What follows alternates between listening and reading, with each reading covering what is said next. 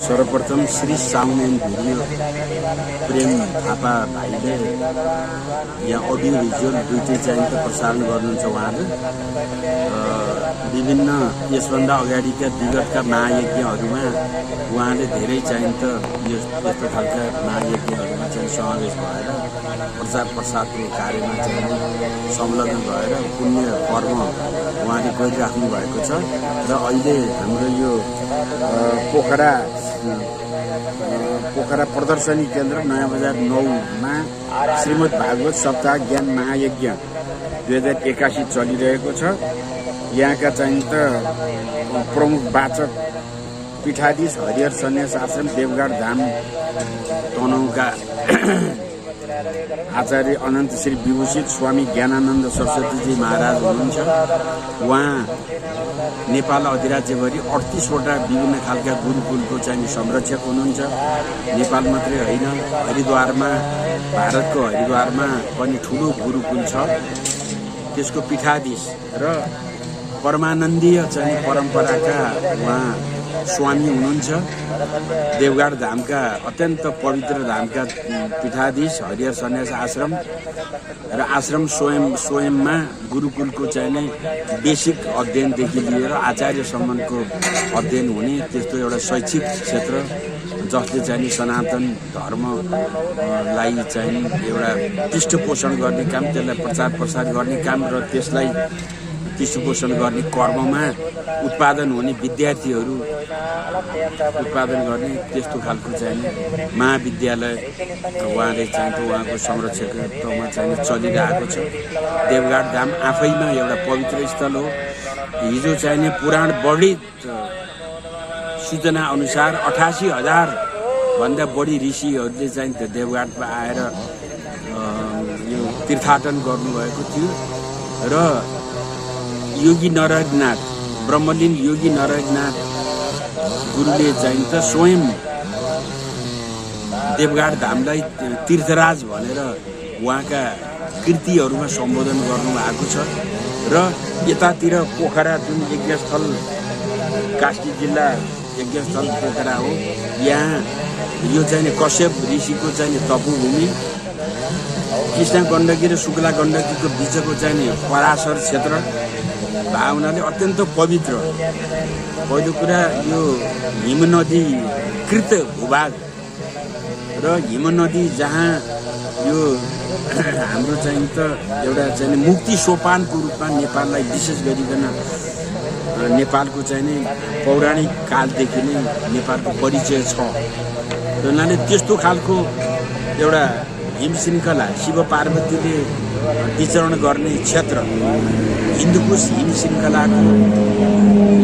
श्रृङ्खलाभित्र पर्ने मेन संसारको छानो सगरमाथा भएको देश, त्यसै हुनाले यो चाहिँ पुण्यभूमि छ।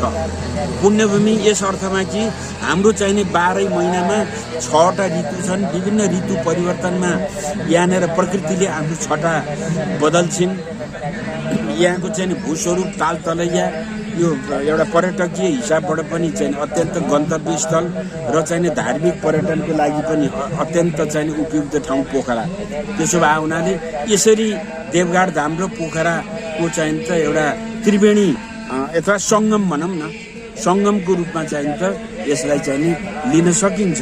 र स्वयं गुरु महाराज सन्त समाज नेपालको अध्यक्ष हुनुहुन्छ ज्ञानानन्द सरस्वतीजी महाराज, सन्त समाज नेपालका अध्यक्ष। र उहाँको चाहिँ एकदम सरल सरस मधुर बाणी र एउटा सरल शब्दमा भागवत तत्त्व ज्ञान श्रोता समक्ष पुर्याउने, अति साधारण चाहिँ श्रोता समक्ष पुर्याउने त्यस्तो खालको कला उहाँले व्यवहारिक पक्ष, समाजका व्यवहारिक पक्षलाई एउटा गृहस्थीले चाहिँ 4वटा गृहस्थ आश्रम मध्ये एउटा गृहस्थीको भूमिका के हो, ब्रह्मचर्यको भूमिका के हो, अनि सन्यासको चाहिँ भूमिका के हो, वानप्रस्थीहरूको भूमिका के हो भन्ने यो सन्दर्भलाई चाहिँ अत्यन्त एउटा मिठासपूर्ण तरिकाले अत्यन्त व्यवहारिक हाम्रो जीवनमा उपयोगी हुने किसिमले एउटा भागवत हाम्रो चाहिँ जीवन दर्शन हो। महाराजजीले स्वयं आज हाम्रो चाहिँ भागवत प्रवचन 3 गतेदेखि सुरु भयो, 3, 4, 5 आज तेस्रो दिन हुँदैछ। दोस्रो दिनमा उहाँले यस्तो खालको चाहिँ त एउटा हाम्रो चाहिँ त महाभारत भनेको मानिस र चराचर जगतको चाहिँ त एउटा कल्याणार्थ रचित हाम्रा चाहिँ मनीषीहरूद्वारा चाहिँ रचित यो ग्रन्थ र जुन ग्रन्थले हाम्रो 4 आश्रमभित्र चाहिँ त एउटा 4 आश्रममा रहेर जीवनचर्या व्यतीत गर्ने सम्पूर्ण चाहिँ मानव जगत र मानव जगतसँग सम्बन्धित हुने मानव जगतलाई चाहिँ एउटा सहयोगी हुने र मानव जगतको निमित्त पनि चाहिने प्राणीहरू पशु पक्षीहरू इत्यादि जलचर थलचर आकाश भूमि गर्भ सारा यो चाहिँ त पृथ्वी तलमा विचरण गर्ने सारा प्राणीहरूको चाहिँ त एउटा कल्याणार्थ रचिएको एउटा ग्रन्थ हो यो चाहिँ श्रीमद् भागवतमा चाहिँ भगवान श्रीकृष्णको लीला उहाँका स्वरूपहरू उहाँका बाणीहरू उहाँले लोकमा गरेका कल्याणका गाथा यसको चाहिने प्रस्तुति हामीले चाहिँ प्रशस्त मात्रामा पाउँछौँ। यस अर्थमा एउटा भनाइ छ नि आर्ट अफ लिभिङ जिउने कला महाभारतबाट सिकिन्छ के अरे यो चाहिँ भागवतबाट चाहिँ त सिकिन्छ। त्यस कारणले हाम्रा ग्रन्थहरू महाभारत भए रामायण भए हाम्रा चाहिँ त कृष्ण चरित्र अरू रामचरित्र मानस इत्यादि जति पनि चाहिने धार्मिक ग्रन्थहरू वेद पुराणहरू श्रुति स्मृतिहरू सारा छन्।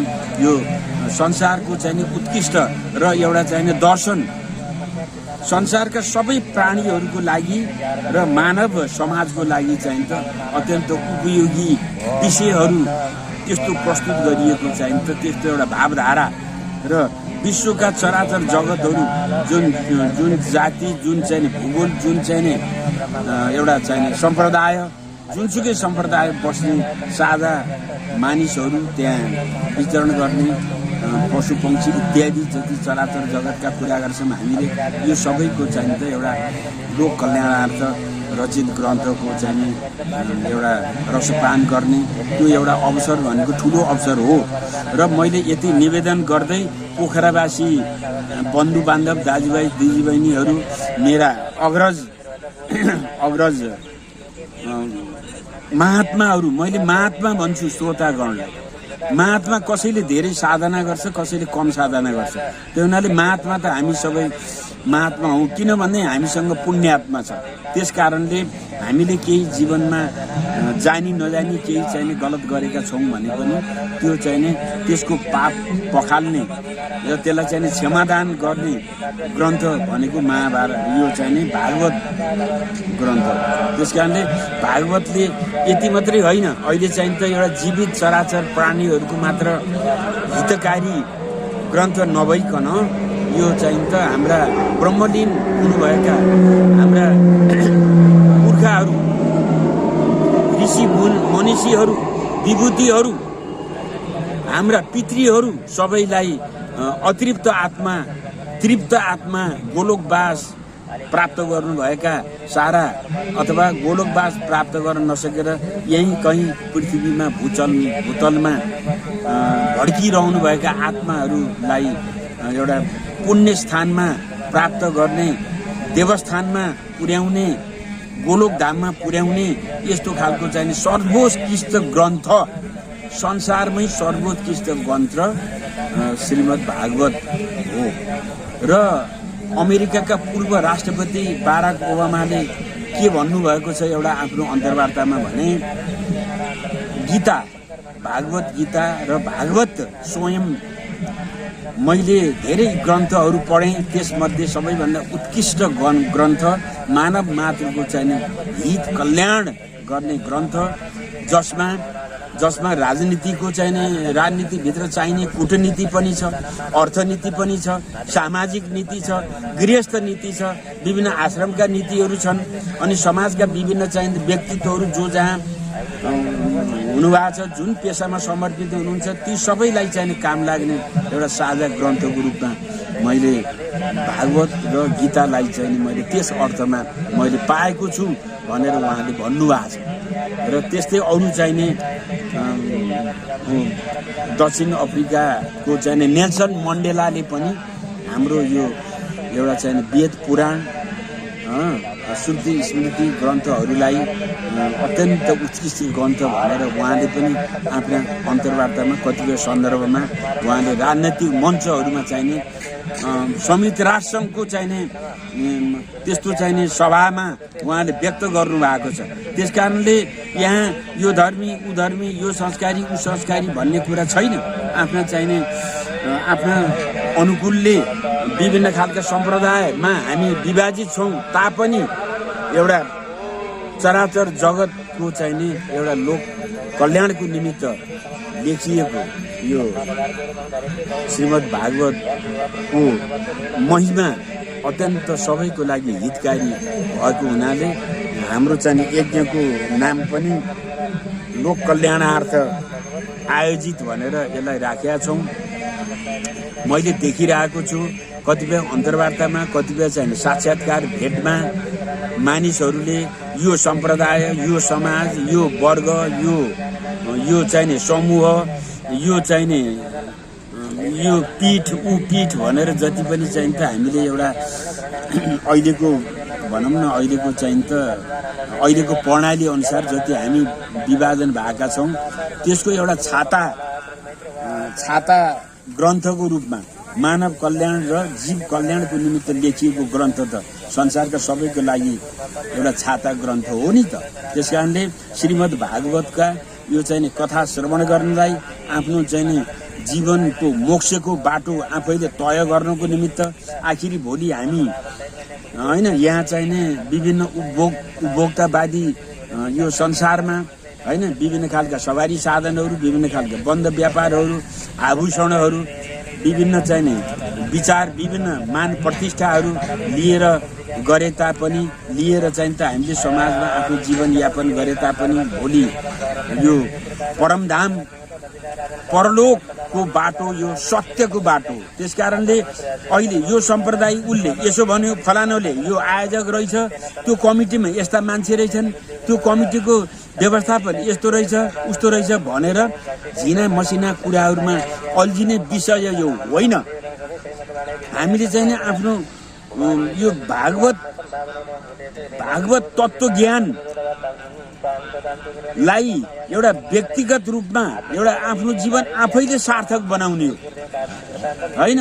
जीवनमा नराम्रो काम गरिएछ भने त्यही नै भोगेर जानुपर्ने हुन्छ। भोलि राम्रो काम गरिएछ भने प्रशंसा पाइन्छ। त्यसैले कसैले पुण्य काम गरेको छ भने त्यो पुण्य कर्मद्वारा ऊ चाहिँ लोकप्रिय हुन्छ। गलत काम गरेको छ भने त्यही अनुसारले हुन्छ। त्यस कारणले त्यो पुण्यको भागी पापको भागी बन्ने हामी स्वयं हो। त्यस कारणले अरू चाहिने व्यवहारिक जीवनका उल्झनहरूमा चाहिँ उल्झेर भगवानको यस्तो चाहिँ एउटा तत्त्वज्ञान लिने जुन चाहिँ अवसरलाई चाहिँ हामीले कदाचित गुमाउनु हुँदैन। सङ्कल्प भनेको यो एउटा चाहिने हवन मण्डपतिर चाहिँ त डाक्टर रामप्रसाद पौडेल हाम्रा यज्ञ आचार्य हुनुहुन्छ। उता व्यासासनतिर चाहिने प्रमुख वाचक अनन्त श्री विभूषित स्वामी ज्ञानानन्द सरस्वती महाराज हुनुहुन्छ। त्यो हुनाले यस्ता चाहिने दुईटा एउटा चाहिँ प्रमुख आचार्यद्वारा हाम्रो अनुष्ठान चलिरहेको छ र हाम्रो यो व्यवस्थापनका निमित्त 20 भन्दा बढी हामीले एउटा व्यवस्थापन समिति गठन गरेका छौँ। यद्यपि यहाँ हाम्रा विभिन्न अब आजै भनौँ न रामनवमीको पर्व पर्यो, यस्तै हाम्रा सामाजिक कार्यहरू पनि समाजमा परिरहेछन्। त्यो हुनाले यस्ता चाहिँ त यस्ता कार्यले एउटा कार्य व्यस्तता हराएपछि सामाजिक कार्य पनि गर्नुपर्ने हुन्छ। त्यो कार्य व्यस्तता चाहिँ त यहाँ उपस्थित हुन नसक्नु भएका हाम्रा कार्य समितिका कतिपय चाहिँ त सदस्यहरू, उपसमितिका संयोजकहरू, सदस्यहरू त्यस्तो खालको अवस्था पनि हाम्रो यहाँ रहेको छ। तर जति पनि उपस्थित कार्य समितिले भण्डारको काम, यता भागवततिरको तयारीको काम, सचिवालयतिरको काम र यतातिर चाहिँ यो पण्डालहरू र यता सूचना प्रवाह गर्ने काम इत्यादि, भोजनको व्यवस्था, यो चाहिँ हाम्रो चाहिँ गुरुकुल आश्रमका टिमले चाहिँ त्यसलाई भोजन तयार गर्ने, त्यसको वितरण गर्ने, त्यो कामहरू भइरहेको छ र हामीले सकेको चाहिँ त सेवा दिने प्रयास गरेका छौँ। त्यो हुनाले विशेष गरिकन मैले मातृशक्ति जसलाई जननी भनेर भनिन्छ, सृष्टिको चाहिँ त उहाँहरू सृष्टिकर्ता हुनुहुन्छ। उहाँको चाहिँ भूमिका समाजमा अत्यन्त राम्रो छ र अत्यन्त उच्च मर्यादित छ। त्यस कारण विशेष गरिकन आमा समूह, दिदी बहिनी आमाहरूलाई मैले चाहिँ विशेष गरिकन निवेदन गर्न चाहे। यज्ञमा आउने, यहाँ सकेको दान गर्ने र चाहिँ सेवा कर्म प्रदान गरिदिनु हुन मैले सबैलाई निवेदन गर्दछु। अर्को एउटा आर्थिक पाटो, हामीलाई यहाँ व्यवस्थापनको उसमा पनि धेरै खर्च छ, त्यस कारणले व्यवस्थापनमा हामीलाई गाह्रो भइरहेको छ। हजुरहरूले आफू सत्य दान गर्ने, हामीले कर्ताको व्यवस्था पनि गरेका छौँ। कर्ताको लागि 11,111 हामीले त्यो एउटा राशि तोकेका थियौँ। तथापि अलिकति हाम्रो अब 250-300 जति लगभग चाहिने कर्ताहरू चाहिने पुगेको अनुमान छ। हामीले त 1000 को अपेक्षा गरेका थियौँ, तदनुकूल हुन नसकेको अवस्था पनि छ र यद्यपि हामीसँग अझै चाहिँ त 9 गतेसम्म यज्ञको विषय भयो। त्यस पछाडि 10 गते हाम्रो चाहिँ समापन कार्य हुन्छ। तबसम्म यहाँ धेरै भक्तजनहरू यज्ञबाट चाहिँ लाभ लिनुहुनेछ, सकेको दान दिनुहुनेछ, सकेको आफ्नो श्रम दान गर्नुहुनेछ भन्ने मैले विशेष चाहिँ अनुरोध गर्दछु र एउटा स्वैच्छिक रूपले आफू खुसी दान दिन पनि मैले चाहिँ त विशेष अनुरोध गर्दछु।